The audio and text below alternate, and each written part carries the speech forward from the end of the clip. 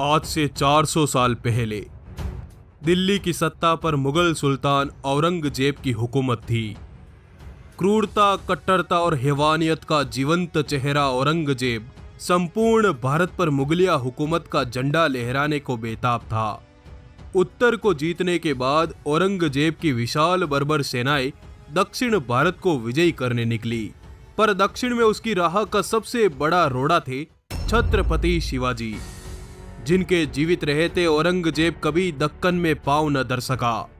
पर ईस्वी सन 1680 में शिवाजी राजे की मृत्यु के बाद औरंगजेब की दक्षिण विजय की चाहते फिर से जागी और उसने अपनी पूरी फौज दक्कन में उतार दी।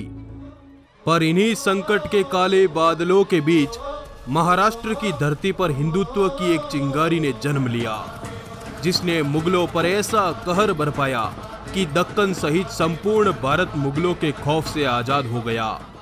ये महागाथा है एक ऐसे फौलादी जिगर वाले हिंदू राजा की, जिसने 25 सालों तक औरंगजेब से इतने युद्ध लड़े कि औरंगजेब का उठना बैठना, जीना खाना, सुख चैन सब मुश्किल कर दिया।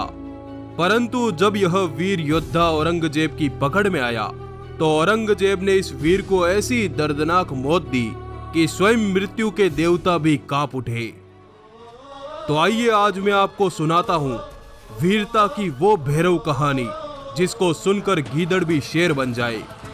रोबीला अंदाज, हाथ में भवानी और तिलकधारी मस्तक वाले उस हिंदू योद्धा का नाम था छत्रपति संभाजी महाराज।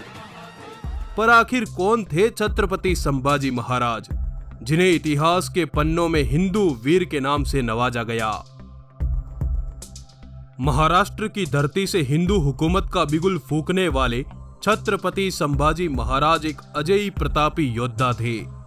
वो एक बवंडर था, जिसने 9 सालों में 120 लड़ाइयां लड़कर मुगल हुक्मरानों की सत्ताएं हिला दी। वो परम स्वाभिमानी शिव भक्त था, जिसकी भुजाओं के प्रताप से दिल्ली की सल्तनतें सहम उठी। 60 किलो की तलवार लेकर वो रणभूमि में उतरता। 13 साल की उम्र तक 13 भाषाओं का ज्ञान था उसे। शस्त्र शास्त्र का वो प्रकांड पंडित था, जिसने हिंदुओं के लिए कई शास्त्र लिख डाले। उसके खूंखार 20,000 योद्धा उसके एक इशारे पर मुगलों की सेना में मातम पसार देते। वो खुला घूमने वाला खूंखार हिंदू राजा था, जिसने गोवा से पुर्तगालियों को उजाड़ डाला। बीजापुर और गोलकुंडा के सुल्तान उसकी तलवार के आगे खामोश रहे थे। जंजीरा के सिद्धियों को वो अपनी तोप के निशाने पर रखता और औरंगजेब को अपनी जूती पर। परंतु अपनों की गद्दारी के कारण अंततः ये वीर औरंगजेब की पकड़ में आया, जिसके बाद औरंगजेब ने बड़ी बेरहमी के साथ उसका हाथ काटा, पैर काटा, जीभ काटी, आंखें फोड़ी, खाल उतारकर मिर्ची भरी और उसके शरीर के टुकड़े टुकड़े कर दिए। पर फिर भी वो झुका नहीं। तो आइए आज हम डिमांडिंग पंडित के साथ परिचित होते हैं उस वीर मराठा छत्रपति संभाजी महाराज के सच्चे अनसुने इतिहास से। उम्मीद है आप इस वीडियो को लाइक जरूर करेंगे। तो चलिए शुरू करते हैं। ईस्वी सन 1680 में छत्रपति शिवाजी महाराज के स्वर्ग जाने के बाद संभाजी महाराज को उनकी सौतेली माता सोराई बाई ने पन्हाला किले में घेर लिया, ताकि वो राजा न बन सके और सोराई बाई का बेटा राजा बन जाए। परंतु अपनी सौतेली मां के इस षड्यंत्र की भनक पड़ते ही शेर के उस शावक ने पन्हाला के कैद खाने की दीवारों को फांदकर पन्हाला गढ़ पर अधिकार जमा लिया और स्वराज के गद्दारों के मस्तक उतारने की सौगंध खाते हुए शंभू राजे ने राजधानी रायगढ़ की तरफ कूच कर दिया। भोर के पहले पहर में यम गर्जना करता हुआ संभाजी का सैलाब राजधानी रायगढ़ में उतरा और हुकूमत पर अपनी विजय का भगवा तान दिया। और 20 जुलाई सन 1680 को पूरे वैदिक मंत्रों के साथ हिंदू हृदय सम्राट छत्रपति संभाजी महाराज राजगद्दी पर बैठे।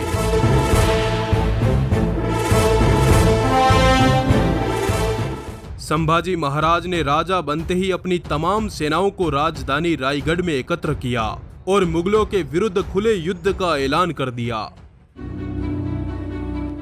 ईस्वी सन 1681 की मध्य रात्रि को संभाजी महाराज ने अपनी तमाम सेनाओं के साथ बुरहानपुर पर धावा बोल दिया। क्योंकि बुरहानपुर वो शहर था जो औरंगजेब की दूसरी राजधानी था। इस नगर में न सिर्फ औरंगजेब का खजाना रखा था, बल्कि हजारों लाखों हिंदू जो मुगलों के विरुद्ध बगावत करते वो यहाँ कैद में थे। रात्रि के घोर सन्नाटे में मराठों ने इस इलाके पर सामूहिक रूप से भयंकर धावा बोला। संभाजी महाराज के नेतृत्व में मराठों ने यहाँ पर तैनात मुगलों को काटकर पूरे नगर पर कब्जा कर लिया। शंभू राजे ने इस किले से औरंगजेब का खजाना लूटकर पूरे किले को धराशायी कर दिया। मराठों ने जाते जाते इस पूरे के पूरे नगर को तबाह कर डाला।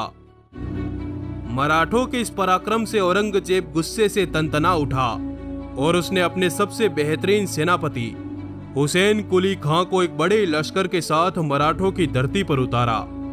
हुसैन कुली खां दिल्ली से यह कहकर निकला कि वो 3 दिन में मराठों को मसल देगा, पर वो 3 साल तक वापस नहीं लौटा, क्योंकि संभाजी महाराज ने उस पर तगड़ा घेरा डाल रखा था।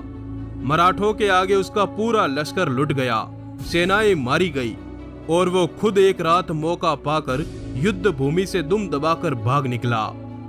इस प्रचंड जीत ने संभाजी महाराज को रातों रात दक्कन का सूरमा बना दिया।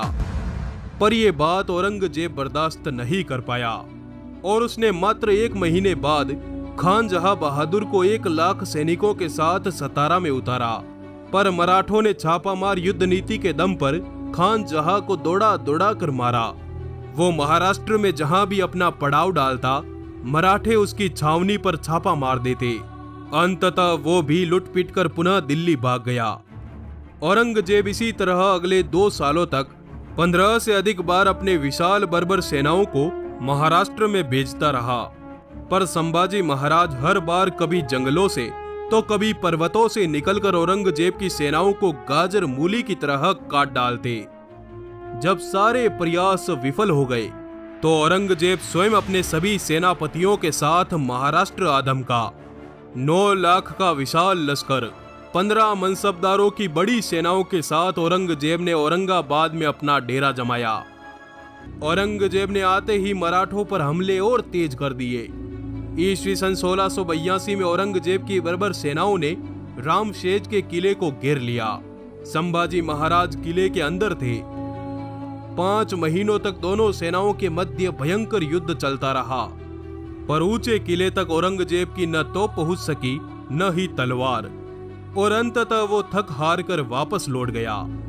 अपने किले पर हमले से नाराज संभाजी महाराज ने औरंगाबाद की मुगल छावनी पर छापे मारने शुरू कर दिए। पर ईस्वी सन 1684 को भयभीत औरंगजेब ने संभाजी को सबक सिखाने की ठानी और उसने अपनी सेना को उठाया और सीधे मराठों की राजधानी रायगढ़ पर चढ़ाई कर दी।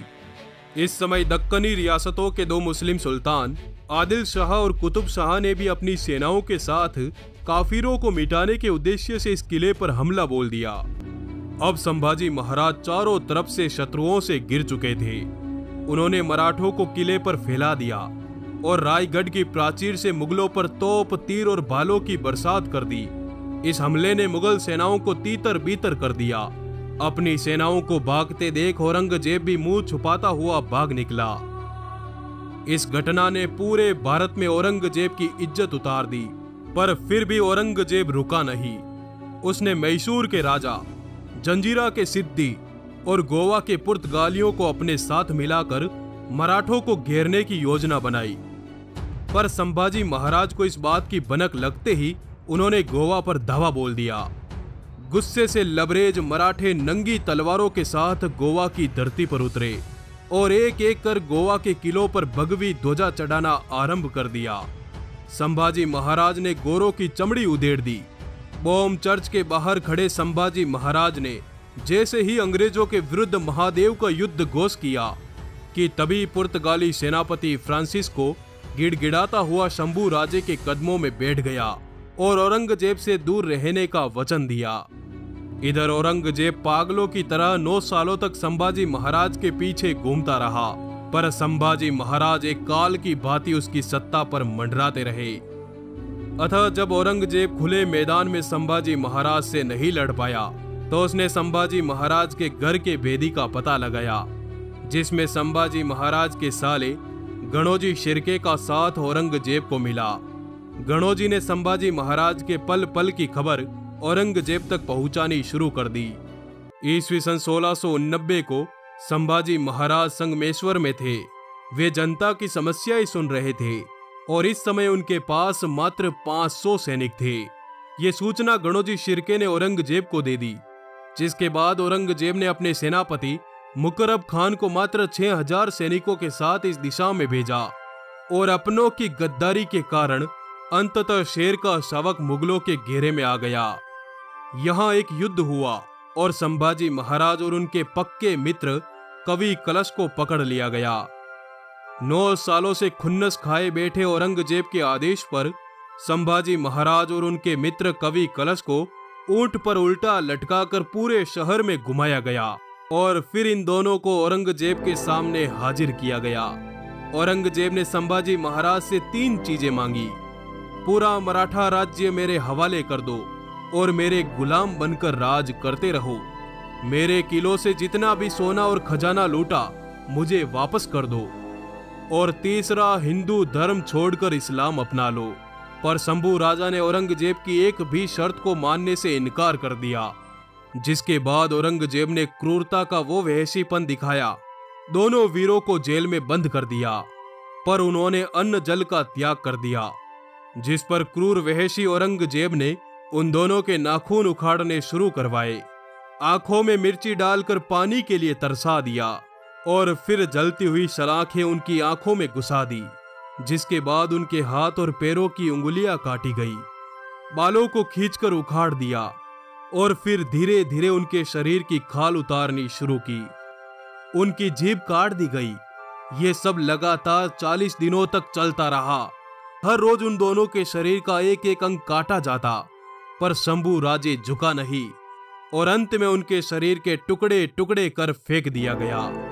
पर आज हम हमारे इन वीर सपूतों को भूल चुके हैं। हमारे वीर सपूतों की इस कुर्बानी को जन जन तक पहुंचाए। आपका हृदय कहे तो इस वीडियो को लाइक करें। आपका आभार, धन्यवाद। जुड़े रहिए।